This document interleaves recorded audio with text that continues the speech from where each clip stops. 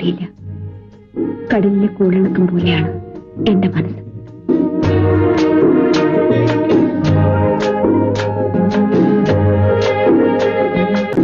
ശ്രീദേവിക്ക് എന്തോ മാറ്റം സംഭവിച്ചിട്ടുണ്ടെന്ന് തോന്നുന്നു. ഇത്ര പെട്ടെന്ന് ഇത് പറയേണ്ടി വരുമെന്ന് ഞാൻ പ്രതീക്ഷിച്ചതല്ല.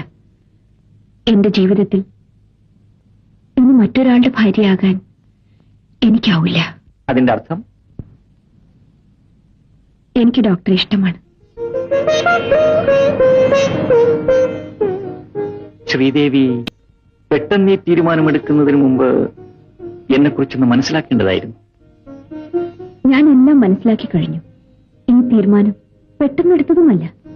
ഇല്ല ശ്രീദേവി, എന്നെക്കുറിച്ച് മനസ്സിലാക്കിയിട്ടില്ല. കിടപ്പാടം പോലുമില്ലാത്ത ഒരു അധ്യാപകന്റെ മകനാണ് ഞാൻ. അമ്മയുടെ കണ്ണീരും കഷ്ടപ്പാടുമാണ് എന്നെ ഒരു ഡോക്ടറാക്കിയത്.